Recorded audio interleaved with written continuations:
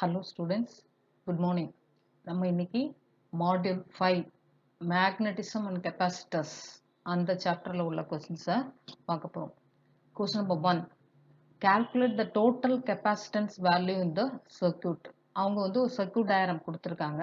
அந்த சர்க்யூட்ல 3 கெப்பாசிட்டர்ஸ் என்ன பண்ணியிருக்காங்கன்னா சீரீஸ்ல கனெக்ஷன் பண்ணியிருக்காங்க. 30 மைக்ரோஃபாரட் ஒன்று, அடுத்தது 10 மைக்ரோஃபாரட் ஒன்று, அதுக்கப்புறம் மறுபடியும் 30 மைக்ரோஃபாரட். 30 10 30 அது 3 வேல்யூ கெப்பாசிட்டர்ஸையும் சீரீஸ்ல கனெக்ஷன் பண்ணியிருக்காங்க.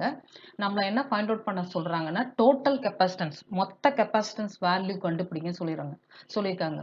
இந்த கெப்பாசிட்டன்ஸ் வந்து சீரீஸ்ல இணைக்கப்பட்டிருந்தா அதுக்கு ஃபார்முலா வந்து 1/C is equal to 1/C1 plus 1/C2 plus 1/C3. நம்ம ரெசிஸ்டன்ஸ்ல பேரலலுக்கு எடுப்போம்ல அந்த ஃபார்முலா, ரெசிஸ்டன்ஸ்ல பேரலலுக்கு உள்ள ஃபார்முலா வந்து கெப்பாசிட்டன்ஸ்ல சீரீஸ்ல இணைக்கும் போது அந்த மெத்தட்ல வரும். அப்போ 1/C is equal to first capacitor C1 capacitor value 30, அப்போ 1/30. அப்புறம் C2 capacitor 10 microfarad plus 1/10 plus C3 capacitor 30, அதனால 1/30. அப்போ இது எல்லாத்துக்கும் என்ன செய்யணும், LCM எடுத்தீங்கன்னா 5/30ன்னு கிடைக்கும். அதை சுருக்கும் போது 1/6ன்னு கிடைக்கும். 1/6 is equal to 1/C ன்னு தெரியும். நமக்கு C தான் வேணும். அப்போ அப்படியே இன்வெர்ட் பண்ணுங்க. C is equal to 6 microfarad.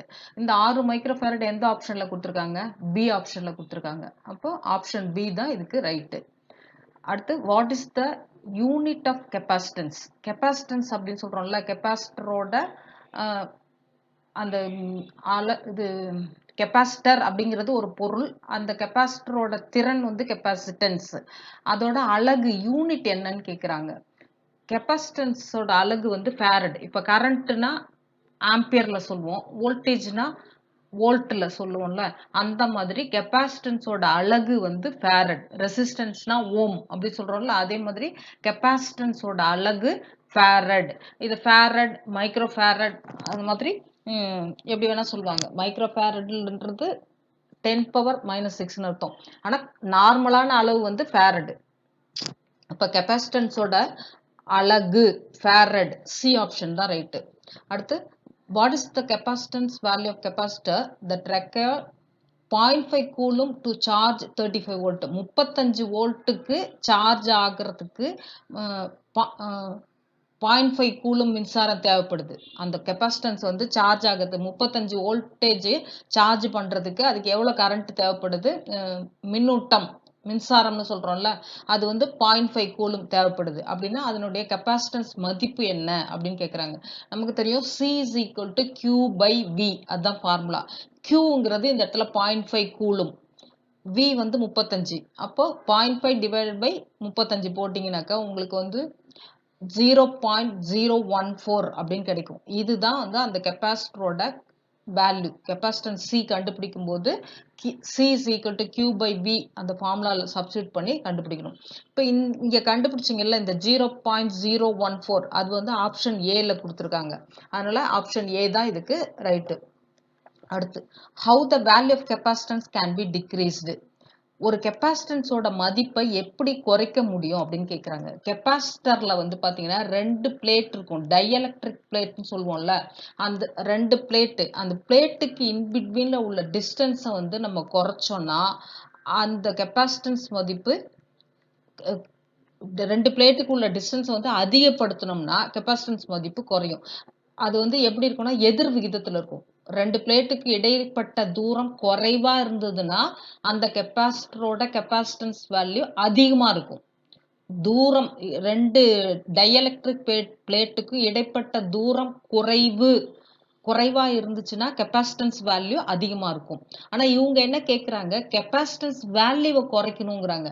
வேல்யூவை குறைக்கணும் அப்படின்னா அந்த பிளேட்டுக்கு இன்பிட்வீன்ல உள்ள டிஸ்டன்ஸை அதிகமாக்கணும்.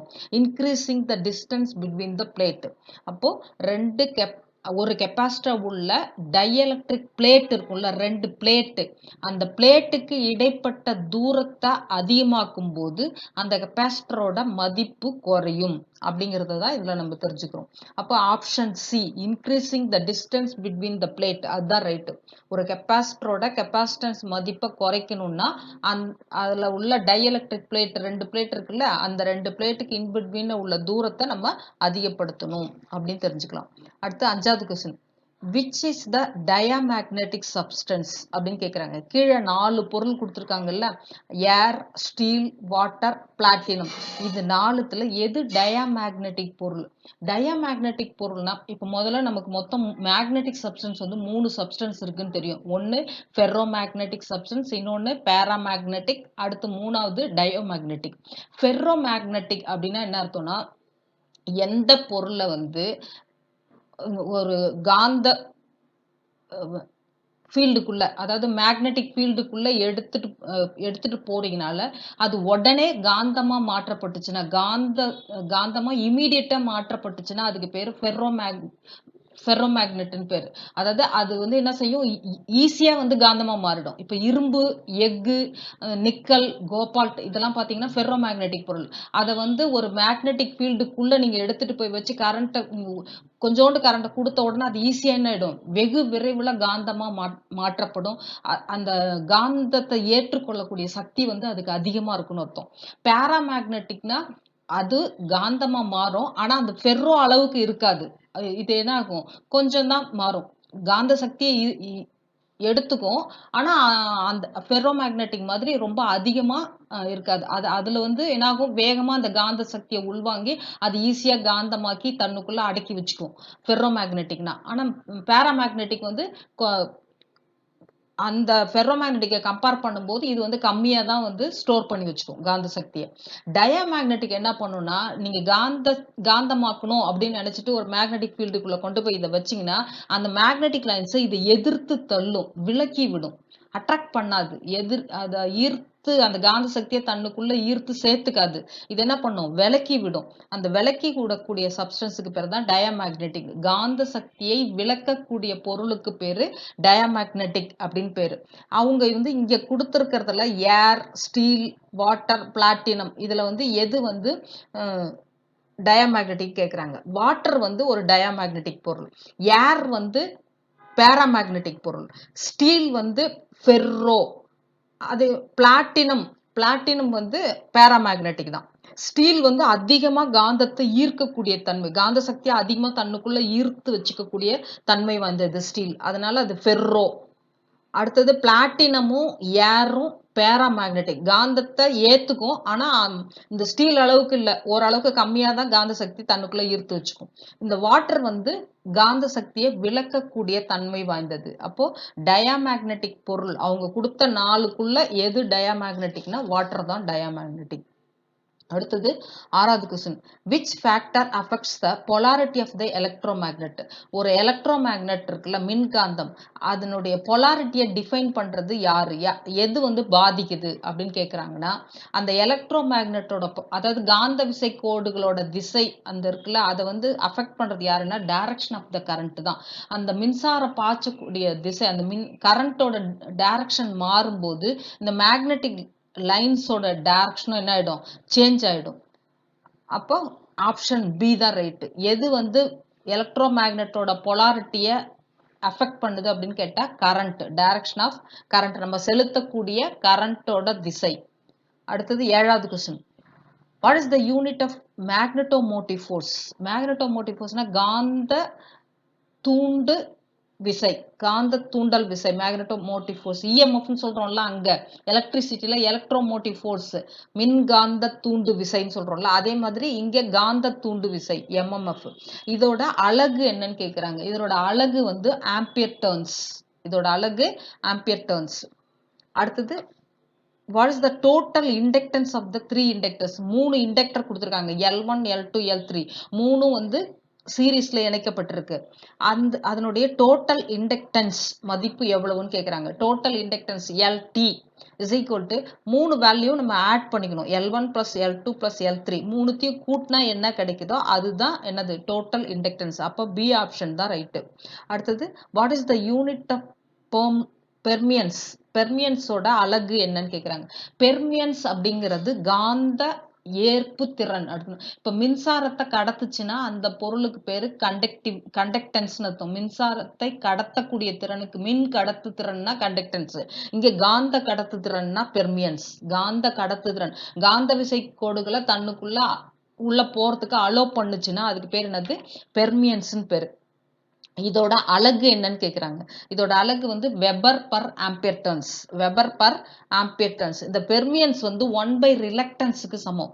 1 ரிலக்டன்ஸ்னா காந்த தடை. 1 ரிலக்டன்ஸ் இஸ் ஈக்குவல் டு பெர்மியன்ஸ். இப்போ இந்த இடத்துல பெர்மியன்ஸோட அலகு வந்து வெபர் பர் ஆம்பியர் டர்ன்ஸ்னு இருக்குது. ரிலக்டன்ஸோட அலகு பார்த்தீங்கன்னா ஆம்பியர் டர்ன்ஸ் பர் வெபர்னு இருக்கும். ஆப்போசிட்டா இருக்கும். பின்னாடி அடுத்த பக்கத்துல வரப்போகுது. அப்போ பெர்மியன்ஸ் அப்படின்னா காந்த கடத்து திறன் அர்த்தம். இது வந்து இதனுடைய அலகு வந்து வெபர் பர் ஆம்பியர் டர்ன்ஸ். அடுத்தது 10வது கொஸ்டின். இதுல என்ன கேட்டிருக்காங்கன்னா, which rule is applied to find the direction of the magnetic field in the solenoid coil? solenoid coil இருக்குல்ல, அந்த காயில்ல காந்த ஃபீல்டு, அது காந்த வயல் மேக்னெட்டிக் ஃபீல்டோட டைரக்ஷனை எப்படி கண்டுபிடிப்பீங்க? அந்த ரூல் படி எப்படி கண்டுபிடிக்கலாம் அப்படின்னு சொல்லி கேட்டிருக்காங்க. எந்த ரூல் படி கண்டுபிடிப்பீங்கன்னு கேட்குறாங்க. 4 ரூல் அவங்க கொடுத்துருக்காங்க. Corkscrew rule, right hand palm rule, Fleming's left hand rule, Fleming's right hand rule. 4 rule அவங்க கொடுத்துட்டாங்க. இதுல எந்த ரூலை பயன்படுத்தி நீங்க கண்டுபிடிப்பீங்க? சொலினாய்டு காயில்ல உள்ள டைரக்ஷன் ஆஃப் மேக்னெட்டிக் ஃபீல்டை எப்படி கண்டுபிடிப்பீங்கன்னு கேட்குறாங்க. இதுக்கு ஆன்சர் வந்து ரைட் ஹேண்ட் பாம் ரூல் தான் ரைட்டு. வலது உள்ளங்கை விதின்னு அர்த்தம். ரைட் ஹேண்ட் பாம் ரூல் என்னது? வலது உள்ளங்கை விதி. இந்த வலது உள்ளங்கை விதி என்ன சொல்லுது அப்படின்னு சொன்னா, இப்போ நம்ம வந்து ஒரு கம்பி சுருள் சொலினாய்டு இருக்குல்ல, சொலினாய்டுன்னு ஒன்றும் இல்லை, ஒரு இதுல வந்து காப்பர் கம்பியை சுத்தி வச்சுட்டு அதுல கரண்ட்டை ஃப்ளோ பண்ணணும். அதுக்கு பேர் தான் என்னது? சொலினாய்டு. அப்போ கம்பிச்சுருள்ல மின்னோட்டம் பாயும் திசை நோக்கி நமது வலக்கையினுடைய 4 விரலையும் அப்படி அழுத்தி பிடிச்சிட்டோம்னா கட்டை விரலோட திசை எந்த பக்கம் வந்து கட்டை விரல் இருக்கோ அந்த டைரக்ஷன் தான் அதனுடைய நார்த் போல் அந்த மேக்னெட்டிக் டைரக்ஷனுடைய வட துருவத்தை காட்டும் அப்படிங்கிறது தான் வலக்கை விதி. அந்த கம்பி சுருள்ல பாயக்கூடிய மின்னோட்டத்தின் திசையே இந்த 4 விரலும் மற்ற 4 விரலும் காட்டுது. வலக்கையினுடைய 4 விரல்கள் அந்த காயில அப்படி மேல் நோக்கி பிடிச்சிக்கிற மாதிரி, படத்தில் உள்ள மாதிரி பிடிக்கிற மாதிரி நம்ம பிடிச்சிட்டோம்னா அந்த 4 விரலும் காமிக்கக்கூடிய டைரக்ஷன் வந்து கரண்ட் ஃப்ளோ டைரக்ஷன்.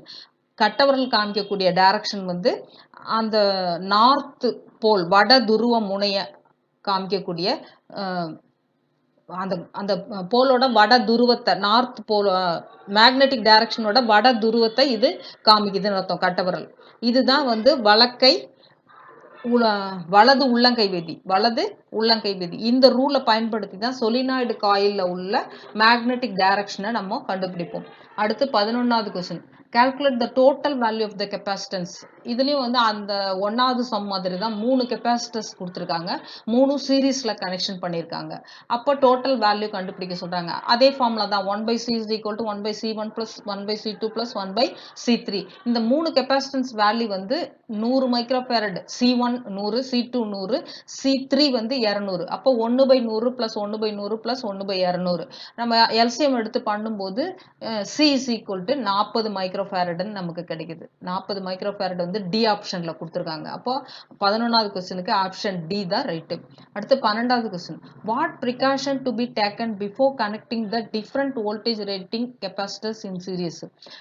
கெப்பாசிட்டன்ஸ் வந்து சீரீஸ்ல இணைக்கும் போது என்ன முன்னெச்சரிக்கை நடவடிக்கை எடுக்கணும்னு கேட்குறாங்க. நம்ம வந்து எடுத்த உடனே கெப்பாசிட்டர்ஸ் வந்து எல்லா கெப்பாசிட்டர்ஸையும் சீரீஸ்ல இணைச்சிட முடியாது. அந்த மாதிரி இணைக்கவும் கூடாது.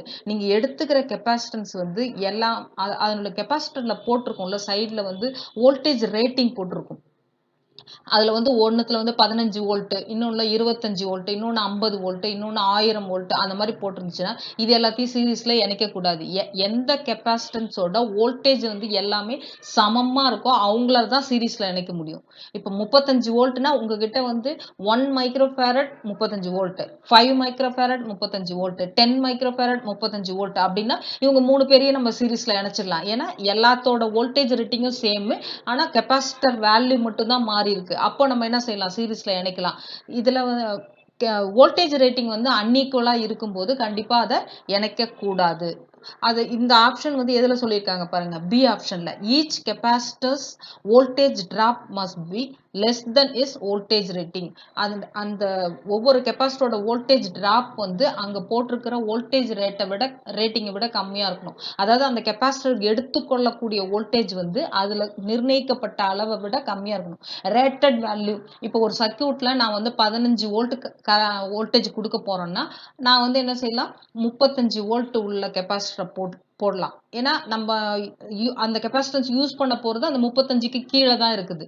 இப்போ நான் வந்து அந்த சர்க்கியூட்ல வந்து 50 வோல்ட் நான் யூஸ் பண்ண போறேன், அந்த இடத்துல போய் 35 வோல்ட் கெப்பாசிட்டர் போடலாமான்னா போடக்கூடாது.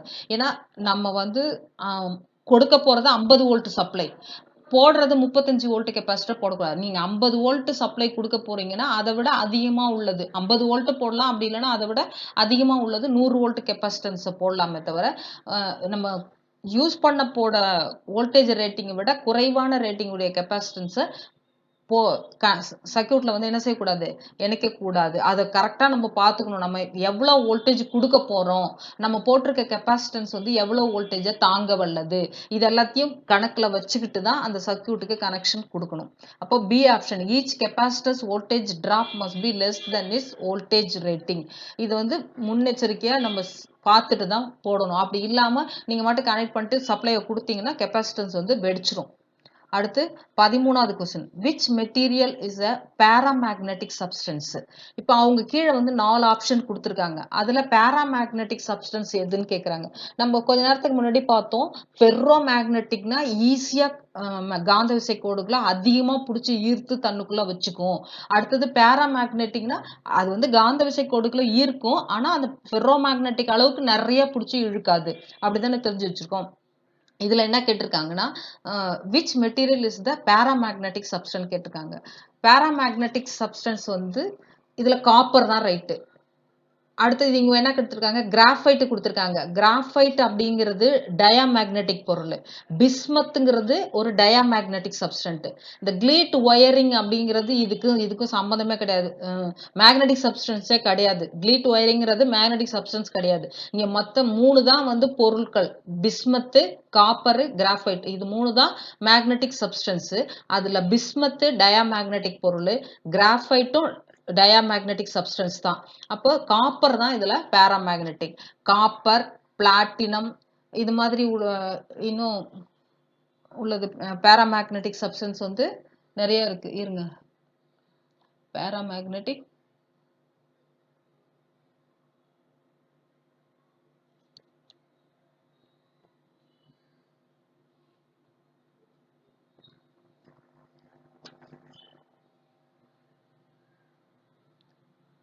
டயாமேக்னெட்டிக் சப்ஸ்டன்ஸ் வந்து bismuth, sulphur, graphite, glass, paper, wood, water, இதெல்லாம் வந்து டயாமேக்னெட்டிக் சப்ஸ்டன்ஸ். பேராமேக்னெட்டிக் சப்ஸ்டன்ஸ் வந்து aluminium, magnesium, platinum, copper, air, இதெல்லாம் வந்து பேராமேக்னெட்டிக் சப்ஸ்டன்ஸ். அடுத்தது 13வது கொஸ்டின்.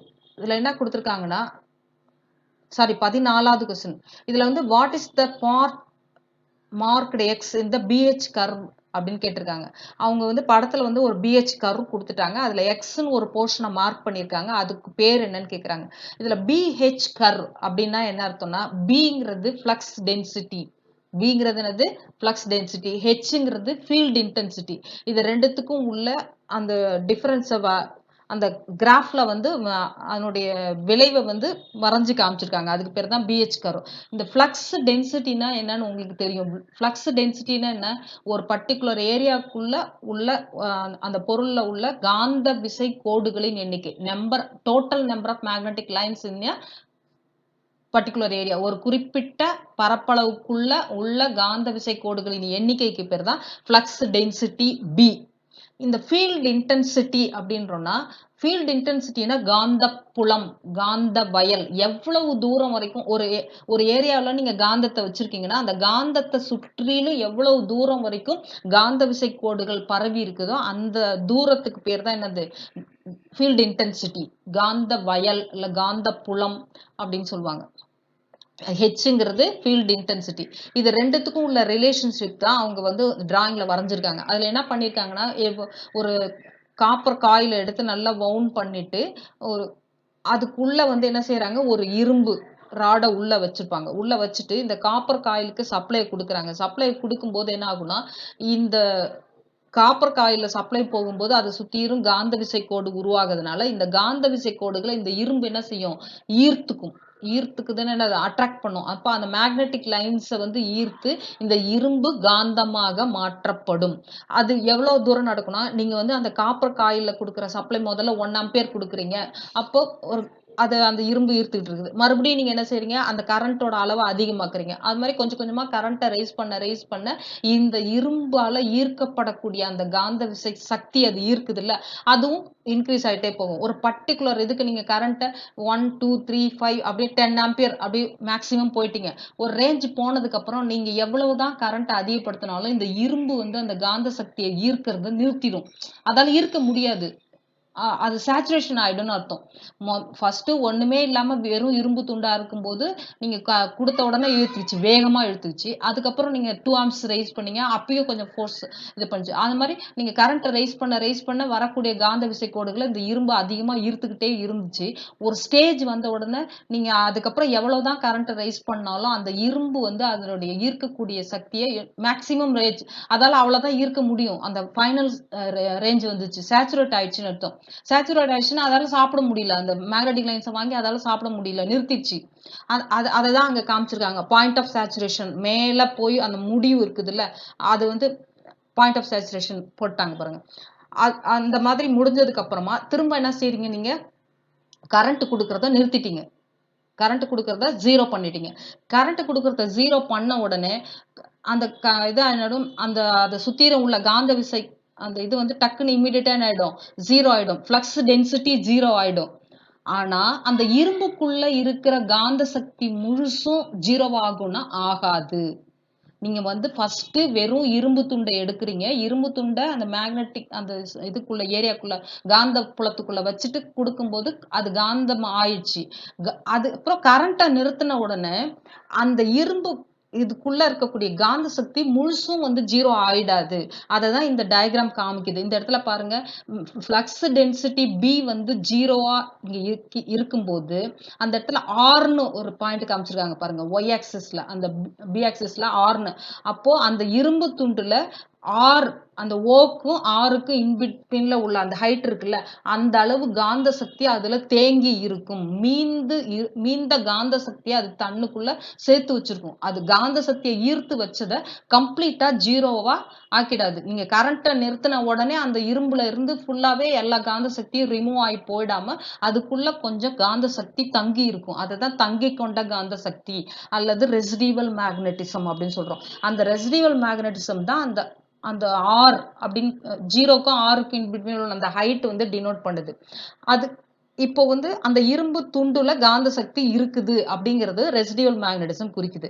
உங்க படத்துல அவங்க என்ன கேட்டிருக்காங்கன்னா, அந்த 0க்கும் Cக்கும் இன் பிட்வீன்ல உள்ள அந்த கேப் இருக்குல்ல, அததான் அவங்க கேட்கறாங்க. Xன்னு மார்க் பண்ணி, அதுக்கு பேர் என்னன்னு கேட்கறாங்க. அதுக்கு பேர் என்னன்னா, இப்போ நமக்கு கரண்ட் ஆஃப் பண்ணோம்னா ஃப்ளக்ஸ் டென்சிட்டி 0 ஆயிடுச்சு. அது O குறிக்குது. ஆனா இந்த ரெசிடிவல் மேக்னெட்டிஸ்னால அந்த இரும்பு துண்டுல இருக்கிற காந்தம் முழுசா 0 ஆகல. அது அது வந்து எப்பதான் 0 ஆகும் அப்டின்னா, நீங்க மறுபடியும் என்ன செய்யணும்னா, அந்த காயிலுக்கு ஏற்கனவே ஒரு டைரக்ஷன்ல சப்ளை குடுத்தீங்கல்ல, பிளஸ், மைனஸ் குடுத்தீங்கல்ல, அந்த பிளஸ், மைனஸ இப்ப மாத்திடணும். ஏற்கனவே பிளஸ் குடுத்திருந்த இடத்துல மைனஸ், ஏற்கனவே மைனஸ் குடுத்திருந்த இடத்துல பிளஸ். அந்த மாரி கரண்ட் டைரக்ஷன மாத்தி ஆப்போசிட் டைரக்ஷன்ல குடுக்கும்போது, அப்பதான் என்ன ஆகும்னா, அந்த இரும்பு துண்டுல இருக்கிற காந்த சக்தி வெளியில லீக் ஆகி கொஞ்சம் கொஞ்சமா குறைய ஆரம்பிக்கும். அந்த மாதிரி குறையும்போது இந்த சி அப்படிங்கிற பாயிண்ட்ட காமிச்சிருக்காங்க பாருங்க. அந்த சின்ற பாயிண்ட் வரும்போது, அந்த இரும்புல உள்ள காந்த சக்தி முழுசும் என்ன ஆயிடும்? 0வா ஆயிடும். அப்போ 0 அந்த ஓக்கும், சிக்கும் இடைப்பட்ட உள்ள அந்த கேப் இருக்குல்ல, அததான் கொயர்சிவிட்டி. கொயர்சிவிட்டின்னா காந்த நீக்கு விசை. கொயர்சிவிட்டின்னா என்னது? காந்த நீக்கு விசை. அப்போ அந்த இரும்பு துண்டுல தேக்கி வச்சிருந்ததுல ரெசிடிவல் மேக்னெட்டிசம். அந்த ரெசிடிவல் மேக்னெட்டிசம் ஃபுல்லா கம்ப்ளீட்டா 0 ஆயிடும். எப்போ? அந்த C அப்படிங்கிற பாயிண்ட் வரும்போது தான். அப்போ அந்த 0க்கும் சிக்கும் இன்பிட்வீன்ல உள்ள அந்த அந்த டைம் டியூரேஷன் எடுத்துக்குது இல்ல, அதுக்கு பேர் தான் கொயாசிவிட்டி, காந்த நீக்கு விசை. அந்த காந்த நீக்கு விசை காரணமா தான் அது என்ன செய்யும், அந்த காந்தத்தன்மை ஃபுல்லாவே இழந்து போயிடும். அந்த காந்த நீக்கு விசை எப்போ கிடைக்கும்னா, அந்த காயிலுக்கு நீங்க ஏற்கனவே அப்ளை பண்ண கரண்ட் டைரக்ஷனை மாத்துறீங்க, ஆப்போசிட் டைரக்ஷன்ல, ஆன்டி கிளாக் வைஸ் டைரக்ஷன்ல மாத்தி கொடுக்கும்போது மட்டும்தான் அது முழுசா கம்ப்ளீட்டா அதுல உள்ள காந்த சக்தியை இழக்கும். அதை தான் அந்த படம் உங்களுக்கு டினோட் பண்ணுது. இப்போ இந்த படத்துல வந்து இன்னொன்னு நம்ம தெரிஞ்சுக்கலாம். இந்த ஃப்ளக்ஸ் டென்சிட்டி B வந்து இந்த ஃபீல்ட் இன்டென்சிட்டிக்கு லாகிங்ல போயிட்டு இருக்கு, பின்னாடி போயிட்டு இருக்கு அப்படிங்கிறதையும் தெரிஞ்சுக்கலாம். அது அது வந்து பின்னாடி 18வது கொஸ்டின்ல 18வதுல இன்னொரு கொஸ்டின்ல வரும், அதை பார்த்துக்கலாம். சரி, அடுத்தது 14th கொஸ்டின் தான் இப்போ நம்ம பார்த்தோம். கொயாசிவிட்டி. கொயாசிவிட்டின்னா என்னது? காந்த நீக்கு விசை. காந்த நீக்கு விசை அது வந்து OC அப்படிங்கிற அந்த போர்ஷன் வந்து நமக்கு குறிக்குது. அடுத்து what is the similar term இந்த magnetic circuit for conductance in electric circuit. ஒரு எலக்ட்ரிக் சர்க்யூட்ல கண்டக்டன்ஸ் சொல்றோம்னா அதே மாதிரி மேக்னெட்டிக் சர்க்யூட்ல எது ஈக்குவலண்டா இருக்கும்? மின் கடத்து திறன் தான் கண்டக்டன்ஸ் சொல்றோம். அதே மாதிரி காந்த கடத்து திறன் தான் பெர்மியன்ஸ். மின் கடத்து திறன் கண்டக்டன்ஸ் அப்படின்னு எலக்ட்ரிக் சர்க்யூட்ல சொன்னோம்னா, மேக்னெட்டிக் சர்க்யூட்ல காந்த கடத்து திறன், காந்த விசை கோடுகளை தன்னுக்குள்ள அலோ பண்ற அந்த சக்தி, அந்த திறன், அதுக்கு பேர் தான் பெர்மியன்ஸ். அந்த பெர்மியன்ஸ் தான் இதுக்கு ஈக்குவலன்ட் சொல்லு. அப்ப பி ஆப்ஷன் தான் ரைட்டு. மின் கடத்து திறன் கண்டக்டன்ஸ் அப்படின்னா அதே மாதிரி எலக்ட்ரிக் இது மேக்னெட்டிக் சர்க்யூட்ல பெர்மியன்ஸ் காந்த கடத்து திறன், அதுதான் அதுக்கு ஈக்குவலன்ட். அடுத்து 16வது question, what is the unit of reluctance. Reluctance அப்படிங்கிறது காந்த தடை. ரிலக்டன்ஸ்னா காந்த தடை, அதோட அலகு என்னன்னு கேட்குறாங்க. Unit ampere turns per weber. அங்க முன்னாடி பெர்மியன்ஸுக்கு நம்ம என்ன அலகு பார்த்தோம், வெபர் பர் ஆம்பியர் டர்ன்ஸ் பார்த்தோம். இது 1/ரிலக்டன்ஸ் தான் பெர்மியன்ஸ். அதனால அப்படியே ரிவர்ஸ்ல பெர்மியன்ஸ்க்கு என்ன வந்ததோ அது அப்படியே ரிவர்ஸ்ல தான் இங்க வரும், ஆம்பியர் டர்ன்ஸ் பர் வெபர். அந்த கொஸ்டின்ல ரெண்டுத்தையும் இந்த பெர்மியன்ஸ் ரிலக்டன்ஸோட அலகு பெர்மியன்ஸோட அலகு இதை ஒன்று பக்கத்துல எழுதி வச்சு படிச்சீங்கன்னா தான் வித்தியாசம் புரியும், நல்ல ஞாபகம் வச்சுக்க முடியும். பெர்மியன்ஸோட அலகு வெபர் பர் ஆம்பியர் டர்ன்ஸ், ரிலக்டன்ஸோட அலகு ஆம்பியர் டர்ன்ஸ் பர் வெபர், அப்படியே உல்டாவா இருக்கும். அடுத்தது which is the correct expression for the capacitance C, electric charge Q and voltage V. இது மூணுத்துக்கும் உள்ள கரெக்டான எக்ஸ்பிரஷன் எதுன்னு கேட்டிருக்காங்க. C is equal to Q by V. அதுதான் ரைட். அவங்க 4 ஆப்ஷன் கொடுத்துருக்காங்கல்ல ABCDல, அதுல வந்து எது கரெக்ட்னு பார்த்தீங்கன்னா C is equal to Q by V, அதான் ரைட்டு. அடுத்தது how can you increase the pulling strength of the electromagnet. ஒரு மின் காந்தத்தோட இழுக்கும் வலிமை, புல்லிங் ஸ்ட்ரென்த்தை எப்படி இன்க்ரீஸ் பண்ண முடியும் அப்படின்னு கேட்குறாங்க. இதுக்கு மேலேயே ஒரு டயக்ராம் ஒன்று கொடுத்துருக்கோம் பாருங்க. Core moves inward by sucking action when the coil is energized அப்படின்னு ஒரு படம் கொடுத்துருக்காங்கல்ல. இதுல பாருங்க, இந்த காயிலுக்குள்ள ஒரு இரும்பு துண்டை வைக்கிறாங்க. இந்த இரும்பு துண்டை வந்து ஈர்க்கக்கூடிய சக்தி வந்து அந்த புல்லிங் ஸ்ட்ரென்த் வந்து எலக்ட்ரோ மேக்னெட்டுக்கு எப்படி அந்த புல்லிங் ஸ்ட்ரென்த்தை எப்படி அதிகமாக்க முடியும்னு கேட்குறாங்க. அது எப்படி அதிகமாக்குறதுன்னா ஃபீல்டு இன்டென்சிட்டி அதிகமாக்கினா தான். ஃபீல்டு இன்டென்சிட்டினா நீங்கள் கொடுக்குற கரண்ட்டோட அளவு அதிகமாக்கணும். சப்ளை கரண்ட் கொடுக்குறீங்களா காயிலுக்கு, அந்த கரண்ட்டை 1 ஆம்பியர் கொடுத்தீங்கன்னா கொஞ்சமாக இழுக்கும், 2 ஆம்பியர் கொடுத்தீங்கன்னா நல்லா வேகமாக சக் பண்ணி இழுக்கும். அதே மாதிரி 5 ஆம்ப் 10 ஆம்ப் அந்த கரண்ட்டோட அளவு அதிகமாக மேக்னெட்டிக் ஃபீல்டு இன்டென்சிட்டி அதிகமாச்சுன்னா அந்த அந்த இரும்பு துண்டு வந்து வேகமாக அந்த காந்தத்தால் பிடிச்சி ஈர்த்து இழுக்கப்படும். அப்போ அந்த pulling strength of the electro மேக்னெட்டை அதிகமாக்குறதுக்கு என்ன வழின்னா increase the field intensity. Increase the field intensity means சப்ளையோட கரண்ட்டை நம்ம அதிகப்படுத்தணும். அந்த இது காயிலுக்கு செலுத்தக்கூடிய கரண்ட்டை அதிகமாக்குனீங்கன்னா அந்த ஃபீல்டு இன்டென்சிட்டி அதிகமாகிடும். அந்த மாதிரி ஃபீல்டு இன்டென்சிட்டி அதிகமாக இருந்தால் தான் அந்த துண்டு இரும்பு துண்டை மின் காந்தனோட அந்த இழுக்கக்கூடிய சக்தி வந்து அதிகமாக இருக்கும். அடுத்து 19வது question, which defines the flux density is always lagging behind the magnetic force. அந்த இது பார்த்தோம்ல BH கர்வ்ல, அந்த கர்வுக்கு பேர் வந்து ஹிஸ்டரிஸ் லூப்னு பேர். அந்த BH கர்வ்னு ஒன்று பார்த்தோம்ல, Bனா ஃப்ளக்ஸ் டென்சிட்டி, Hனா ஃபீல்டு இன்டென்சிட்டி, இது ரெண்டு பேத்துக்கும் உள்ள கர்வு. இப்போ கொயாசிவிட்டி எல்லாம் படிச்சோம்ல, அந்த கர்வுக்கு இன்னொரு பேர் என்னது, ஹிஸ்டரிஸ் லூப்னு பேர். அந்த கர்வை வந்து நமக்கு என்ன சொல்லுது அப்படின்னாக்கா, ஃப்ளக்ஸ் டென்சிட்டி எப்பொழுதுமே மேக்னெட்டிக் ஃபீல்டு இன்டென்சிட்டிக்கு லேகிங்ல தான் இருக்கும். மேக்னெட்டிக் ஃபோர்ஸுக்கு பின்னாடி தான் பின்தங்கி இருக்கும் அப்படிங்கிறது தான் இந்த ஹிஸ்டரி ஸ்லூப்பு நமக்கு தெளிவாக சொல்லுது. அடுத்து 20வது question, what is the effect on surrounding metal placed in a magnetic field? ஒரு மேக்னெட்டிக் ஃபீல்டு காந்த வயல் இருக்கு, அந்த காந்த வயல்ல ஒரு உலோகத்தை கொண்டு போய் வச்சோம்னா அதை சுற்றி என்ன விளைவு நடக்கும் அப்படின்னு கேட்குறாங்க. அதை சுற்றி என்ன நடக்கும்னா எடி கரண்ட் ஃப்ளோ ஆகிட்டு இருக்கும். மேக்னெட்டிக் ஃபீல்டில் காந்தப்புலத்தில் வைக்கப்பட்டுள்ள உலோகத்தை சுற்றி என்ன ஆகும்னா எடி கரண்ட் ஃப்ளோ ஆகும். அப்போ 20வது கொஸ்டினுக்கு ஆன்சர் வந்து எடி கரண்ட். ஓகே, இப்போ இந்த மேக்னடிசம் அண்ட் கெப்பாசிட்டர்ஸ்ல வந்து இன்னும் ரிமைனிங் கொஸ்டின்ஸ் இருக்கு, அதை நம்ம நாளைக்கு பார்க்கலாம். இதோட இன்னைக்கு கிளாஸை முடிச்சுக்கலாம். Hello students, good morning. இன்னைக்கு நம்ம மேக்னடிசம் அண்ட் கெப்பாசிட்டர்ஸ்ல இருந்து ரிமைனிங் கொஸ்டின்ஸை பார்க்க போறோம். Question number 21. இதில் in which device the air capacitors are used அப்படின்னு கேட்டிருக்காங்க.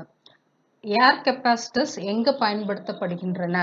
கீழே அவங்களே 4 ஆப்ஷன் கொடுத்துருக்காங்க. TV tuner, oscillator, loud speaker, radio receiver. இதுல எந்த இடத்துல பயன்படுத்தப்படுகிறதுன்னு கேட்குறாங்க. ஆன்சர் வந்து ரேடியோ ரிசீவர் தான். கெப்பாசிட்டர்ஸ் வந்து நிறைய இடத்துல பயன்படுது. ஆனால் நமக்கு வந்து இப்போ இந்த சாப்டர்ல வந்து இம்பார்ட்டன்ட் கொஸ்டினாக கேட்கறதுல வந்து 3 டைப் ஆஃப் கெப்பாசிட்டர்ஸ் தான் கேட்குறாங்க. அதை மட்டும் நல்லா தரவாக படிச்சு வச்சிட்டிங்கன்னா போதும்.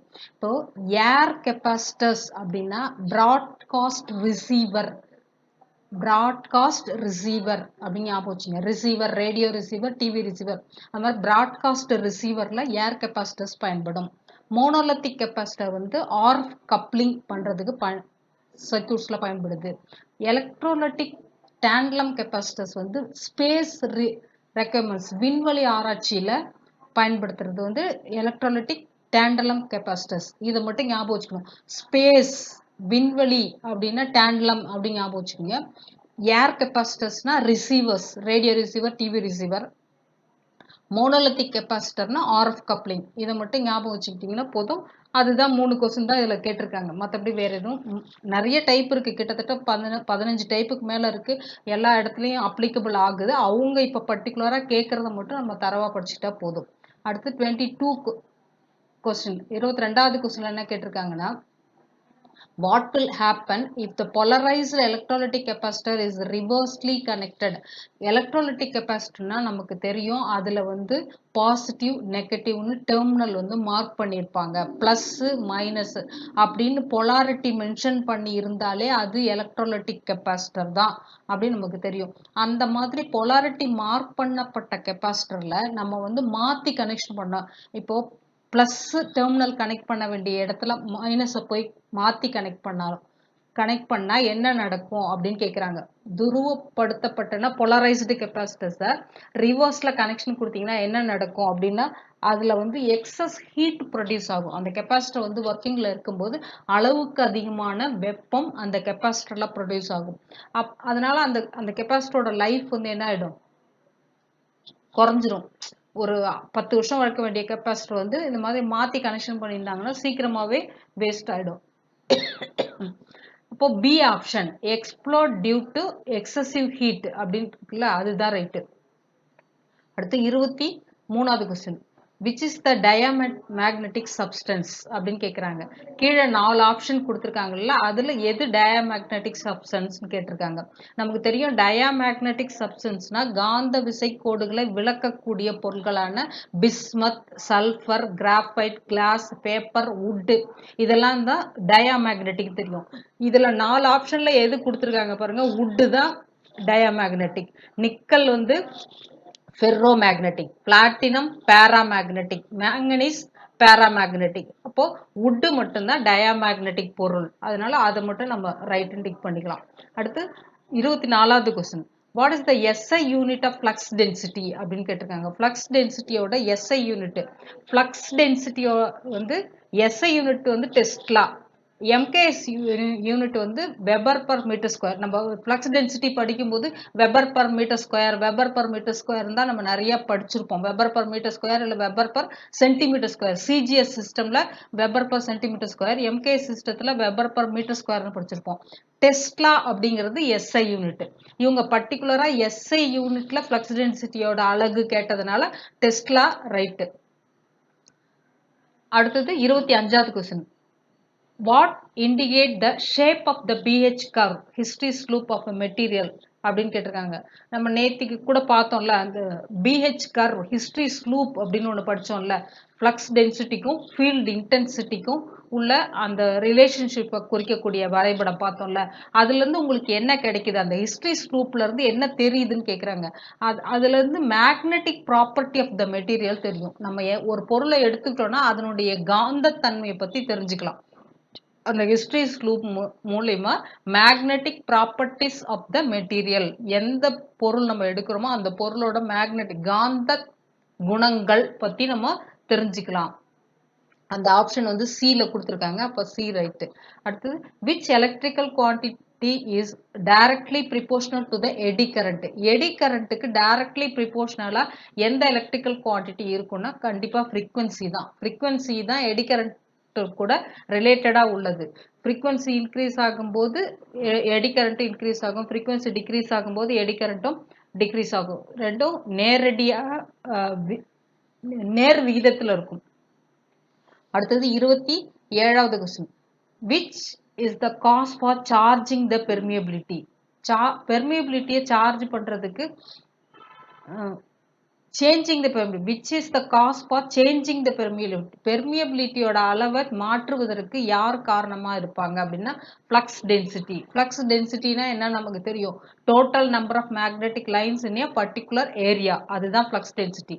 மொத்த காந்த விசை கோடுகளின் எண்ணிக்கை, ஒரு குறிப்பிட்ட பரப்பளவுக்குள் உள்ள மொத்த காந்த விசை கோடுகளின் எண்ணிக்கை தான் ஃப்ளக்ஸ் டென்சிட்டின்னு சொல்கிறோம். இந்த ஃப்ளக்ஸ் டென்சிட்டி தான் பெர்மியபிலிட்டியை சேஞ்ச் பண்ணறதுக்கு காரணமாக அமையும்.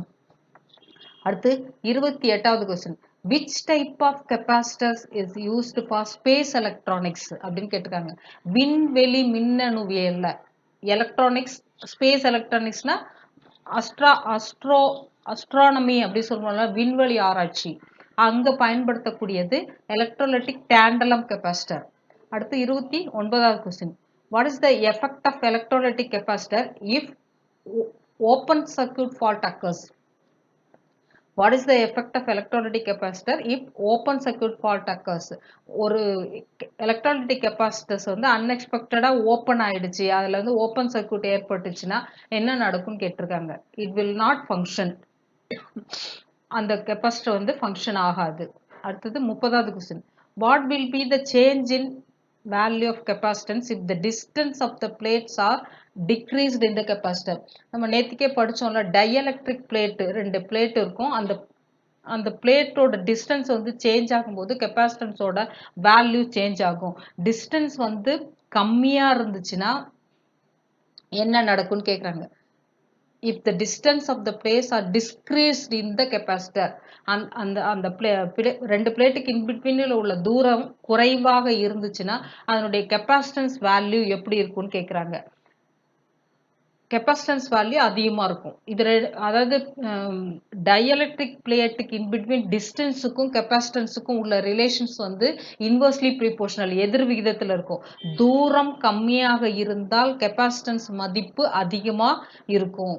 தூரம் கம்மியாக இருந்தால் கெப்பாசிட்டன்ஸ் மதிப்பு அதிகமாக இருக்கும். அப்போ அதிகமாக இருக்கும் அப்படின்றதுக்கு எந்த வார்த்தை கரெக்டாக சூட் ஆகும்னா டி ஆப்ஷன் தான் சூட் ஆகும். இன்க்ரீசஸ், அதுதான் என்ன ஆகும், டைஎலக்ட்ரிக் அந்த பிளேட்டோட கேப் வந்து டிஸ்டன்ஸ் குறைவாக இருந்ததுன்னா, டிக்ரீஸ் ஆச்சுன்னா கெப்பாசிட்டன்ஸ் மதிப்பு இன்க்ரீஸ் ஆகும்.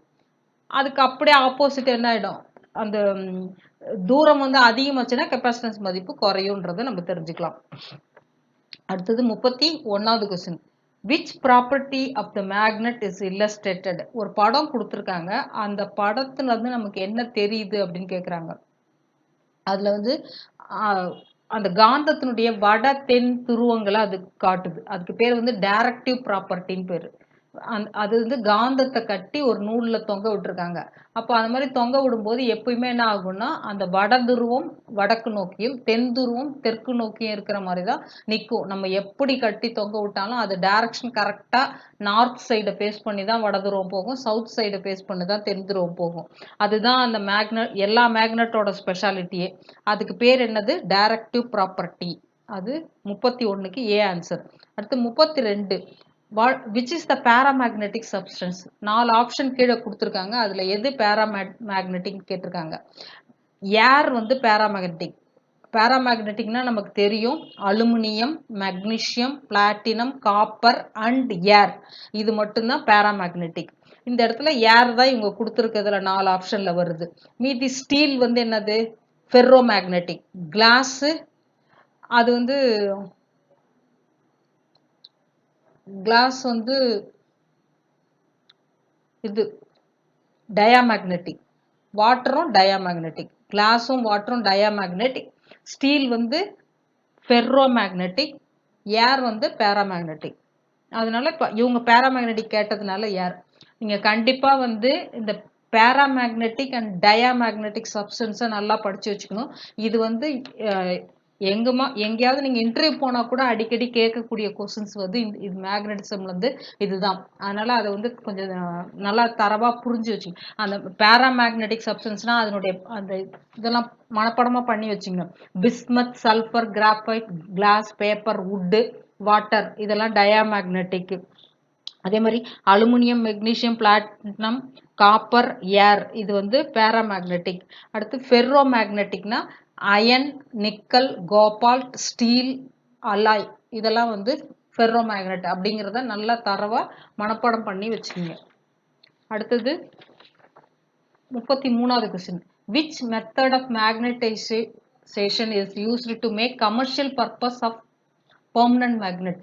இதில் என்ன கேட்டிருக்காங்கன்னா, ஒரு கமர்ஷியல் பர்பஸ், கமர்ஷியல்னா கடையில் விற்கிறதுக்காக காந்த தயாரிக்கிறாங்கல்ல, அது வந்து எந்த மெத்தட் யூஸ் பண்ணி தயாரிப்பாங்கன்னு கேட்குறாங்க. அது இண்டக்ஷன் மெத்தட் யூஸ் பண்ணி தான் தயாரிப்பாங்க. இது கீழே 3 கொடுத்துருக்காங்கல்ல, அது single touch, double touch, dividend touch. அது வந்து லேப்ல வந்து நம்ம பண்ணுறது. லேப்ல ப்ராக்டிக்கல் செய்யும்போது பண்ணக்கூடியது அந்த டச் மெத்தட். அது காந்தம் தயாரிக்கிற இடத்துல எப்படி பண்ணுவாங்கன்னா இண்டக்ஷன் மெத்தட் யூஸ் பண்ணி தான் பண்ணுவாங்க. அது என்ன இண்டக்ஷன் மெத்தட் அப்படின்னா, அது ஒன்றும் இல்லை. இந்த 33ன்னு சொல்லி ஒரு டயக்ராம் நம்ம இங்கே கீழே கொடுத்துருக்கோம் பாருங்க. 35வது இது பக்கத்தில் ஒரு டயக்ராம் கொடுத்துருக்கோம் பாருங்க. அது வந்து ஒரு சொலினாய்டு காயில் மாதிரி இருக்கும். அந்த காயிலுக்கு இன்பிட்வீன்ல ஒரு கேப் கொடுத்துருப்பாங்க. நம்ம காயிலுக்கு சப்ளை கொடுக்கறதுக்கு முன்னாடி யாரை காந்தமாக மாற்றணுமோ அந்த இரும்பு துண்டை எடுத்து அதுக்குள்ளே வச்சுட்டு அந்த காயிலுக்கு சப்ளை கொடுக்கும்போது அது என்ன ஆகும், அங்கே காந்த விசை கோடு ப்ரொடியூஸ் ஆகும். அதை இந்த இரும்பு துண்டு ஈர்க்கிறதுனால இண்டக்ஷன் முறைப்படி, அதாவது மின்காந்த தூண்டல் சொல்லுவோம்ல, அதை மாதிரி அந்த காந்தத்தில் இரும்புல போய் என்ன ஆகும், அதில் ஸ்டோர் ஆகும். அப்போ அந்த காந்த சக்தி அது என்ன செய்யும், தேக்கி வச்சுக்கும். இந்த மாதிரி காந்தமாக மாற்றுறதுக்கு பேர் தான் இண்டக்ஷன் மெத்தட்னு பேர். இதுதான் வந்து கமர்ஷியல் பர்பஸ் மேக்னெட்டை ப்ரொடியூஸ் பண்ணுறதுக்கு அதிகமாக பயன்படுத்தக்கூடிய மெத்தட். அடுத்து 34வது question. What is the effect of inductance if the distance between the turns increases? இங்கே என்ன கேட்டிருக்காங்கன்னா, நம்ம காயில் பவுண்ட் பண்ணுறோம்ல, அது வந்து ஒரு சுத்துக்கும் இன்னொரு சுத்துக்கும் உள்ள கேப்பு, அந்த டேர்ன்ஸுகளுக்கு இடைப்பட்ட தூரம் வந்து அதிகமாக இருந்துச்சுன்னா இண்டக்டன்ஸ் எப்படி இருக்கும்னு கேட்குறாங்க. ஒரு சுத்துக்கும் இன்னொரு distance between the turns increases அப்படின்னு கேட்டிருக்காங்க. டேர்ன்ஸ் இன்க்ரீஸ் ஆச்சுன்னா இண்டக்ஷன் வந்து எப்படி இருக்கும்னா இன்க்ரீஸ் ஆகும். அது கீழே ஒரு டயக்ராம் கொடுத்துருக்கோம் பாருங்க 34வது கொஸ்டின்ல.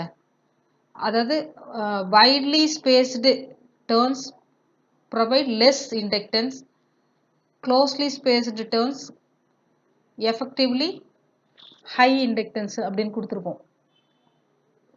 சரி, அடுத்தது 35வது question. What is the function of the dielectric insulator in capacitor? கெப்பாசிட்டர்ல வந்து இந்த கெப்பாசிட்டரோட அமைப்பை வந்து 35ன்னு போட்டு ஒரு படம் கொடுத்துருக்கோம். அதில் பாருங்கள், கெப்பாசிட்டரோட அமைப்பு எப்படி இருக்குன்னா, 2 டைஎலக்ட்ரிக் பிளேட் இருக்கும். அந்த பிளேட்லேருந்து 2 லீடு எடுத்திருப்பாங்க, 2 கனெக்டிங் லீடு. அதில் ஒரு பிளேட் வந்து கண்டக்டர், இன்னொரு பிளேட்டும் அடியில் இருக்கிற பிளேட்டும் கண்டக்டர் தான். இந்த நடுவில் டை எலக்ட்ரிக் அப்படின்னு சொல்கிறோம்ல, அது வந்து ஆக்சுவலாக என்னது அப்படின்னா, டை எலக்ட்ரிக் அப்படிங்கிறது ஒரு இன்சுலேட்டர். டை எலக்ட்ரிக்ன்றது ஒரு இன்சுலேட்டர். அதோட ஃபங்க்ஷன் என்னன்னு கேட்டிருக்காங்க. அதோட ஃபங்க்ஷன் என்னன்னா, 2 பிளேட்டுக்கு இன்பிட்வீன்ல கரண்ட் ஃப்ளோவை தடுக்கணும். இன்சுலேட்டர் எதுக்காக வைக்கிறோம்னா, கரண்ட் போகக்கூடாது அப்படின்றதுக்காக தான் இன்சுலேட்டர் வைக்கிறோம். இன்சுலேட்டரோட இது என்னன்னா, தன் வழியே மின்சாரத்தை செலுத்தாத பொருளுக்கு பேர் தான் இன்சுலேட்டர். அப்போ 2 பிளேட்டுக்கு பிளேட்டுக்கு இன் பிட்வீன் டைஎலக்ட்ரிக் வைக்கும்போது அங்கே என்ன நடக்கும்னா it prevents the current flow between the plates. ரெண்டு பிளேட்டுக்கு இன் பிட்வீனில் கரண்ட்டு போகாமல் அது என்ன பண்ணும், அந்த டைஎலக்ட்ரிக் வந்து தடுக்கும். அடுத்து 36வது கொஸ்டின். இதில் என்ன கொடுத்துருக்காங்கன்னா, which factor is determine the value of capacitance இந்த கெப்பாசிட்டர். ஒரு கெப்பாசிட்டரில் அதனுடைய வேல்யூவை நிர்ணயம் பண்ணுறது யாருன்னா அந்த ஏரியா ஆஃப் த பிளேட்டு தான். அந்த ஸ்கொயர் மாதிரி கொடுத்துருக்காங்கல்ல, அந்த ஏரியா வந்து பெருசாக இருந்ததுன்னா அதனுடைய மதிப்பு அதிகமாகிடும். அந்த பரப்பளவு வந்து ஏரியா வந்து கம்மியாக இருந்துச்சுன்னா அதனுடைய மதிப்பு கம்மியாக இருக்கும். நேர் விகிதத்தில் இருக்கும். அதாவது பிளேட்டோட ஏரியாவுக்கு நேர் விகிதத்தில் அதனுடைய மதிப்பு இருக்கும். பிளேட்டோட ஏரியா குறைவாக இருக்கும்போது கெப்பாசிட்டன்ஸ் மதிப்பு குறைவாகும். பிளேட்டோட ஏரியா அதிகமாக இருக்கும்போது, ஏரியா பெருசு மீன்ஸ் என்னது, நீங்கள் பெரிய அந்த பக்கத்து படம் காமிக்குது பாருங்க, முன்னாடி இருக்கிறது சின்ன ஸ்கொயர் பிளேட்டாக இருக்குது, அடுத்தது வந்து அந்த ஸ்கொயரோட சைஸு இது 2 mm ஸ்கொயர்னா அது வந்து 4 mm ஸ்கொயராக பெருசாக இருக்குது. அப்போது அந்த ஸ்கொயர் அந்த பிளேட்டோட ஏரியா அதிகமாகும் போது அதனுடைய கெப்பாசிட்டன்ஸ் மதிப்பும் அதிகமாக இருக்கும். அப்போ ஆப்ஷன் ஏ தான் ரைட்டு. 37வது question. Which type of capacitors are used in RF coupling circuit. RF coupling சர்க்கியூட்டில் என்ன கெப்பாசிட்டர் பயன்படுத்துவாங்கன்னு கேட்குறாங்க. மோனோலிட்டிக் கெப்பாசிட்டர் தான் பயன்படுத்துவாங்க. இது வரைக்கும் இப்போ 3 கெப்பாசிட்டரோட யூசேஜ் பார்த்துருக்கோம். மோனோலிட்டிக் கெப்பாசிட்டர்னா ஆர்எஃப் கப்ளிங் பர்பஸ்க்கு யூஸ் பண்ணுவாங்க. எலக்ட்ரோலிட்டிக் டேண்ட்லம் கெப்பாசிட்டர் வந்து ஸ்பேஸ் எலக்ட்ரானிக்ஸில் யூஸ் பண்ணுவாங்க. அப்புறம் ஏர் கெப்பாசிட்டர்ஸ் வந்து எங்கே யூஸ் பண்ணுவாங்கன்னு பார்த்தோம். ஏர் கெப்பாசிட்டர்ஸ் வந்து ப்ராட்காஸ்டிங் ரிசீவர்ஸில் யூஸ் பண்ணுவாங்கன்னு பார்த்துருக்கோம். இப்போ கீழே ஒரு டேபிள் கொடுத்துருக்காங்க பாருங்க. காந்த சுற்றுல உள்ள பொருளோட பேர்லாம் என்ன, இந்த சைடு எலக்ட்ரிக்கல் சுற்றோட பேர், இதுவும் நல்லா படித்து வச்சுங்க. ஃப்ளக்ஸு காந்த இயக்கு விசை எம்எம்எஃப், இந்த பக்கம் இஎம்எஃப், ஃப்ளக்ஸு, அடுத்தது ஃப்ளக்ஸ் டென்சிட்டி, இங்கே வந்து எலக்ட்ரிக்கல் டென்சிட்டி, காந்த தடை, இங்கே மின்தடை. காந்த தடைனா ரிலக்டன்ஸ், இந்த சைடில் மின்தடை, இங்கே வந்து பெர்மியன்ஸ், அதுக்கு வந்து இந்த பக்கம் கண்டக்டன்ஸு. பெர்மியம்ஸ்னா 1/, காந்த தடை, இங்கே வந்து கண்டக்டன்ஸ்னா 1/, மின்தடை. அடுத்தது ரிலக்டிவிட்டி, ரெசிஸ்டிவிட்டி, பெர்மியபிலிட்டி, அதே மாதிரி கண்டக்டிவிட்டி. இதை வந்து இந்த வித்தியாசத்தை வந்து நல்லா தெரிஞ்சு வச்சுக்கணும். இந்த கம்பேரிசன் வந்து அடிக்கடி வந்து கொஸ்டின்ஸில் கேட்பாங்க. அதே மாதிரி யூனிட்டுக்கு படித்து வச்சுக்கணும். ஃப்ளக்ஸோட யூனிட் என்ன, அப்புறம் எம்எம்எஃபோட யூனிட் என்ன, அது ரிலக்டன்ஸோட யூனிட் என்ன, பெர்மியன்ஸோட யூனிட் என்ன, இந்த 4தோட யூனிட் வந்து அடிக்கடி கேட்டுக்கிட்டே இருப்பாங்க. கீழே வந்து டைப்ஸ் ஆஃப் கெப்பாசிட்டர்ஸ் படம் எல்லாம் கொடுத்துருக்காங்க. நம்ம கண்ணால் கெப்பாசிட்டன்ஸ் பார்க்காததுனால இந்த படத்தை நான் இங்கே கொடுத்துருக்கேன். ஜஸ்ட் இதுலையாவது படத்துலையாவது பார்த்து இதுதான் கெப்பாசிட்டர்னு தெரிஞ்சு வச்சுப்போம். ஓகேவா? பை. நாளைக்கு வந்து நம்ம ஏசி சர்க்யூட்ஸ் பார்க்க போகிறோம். ஓகே.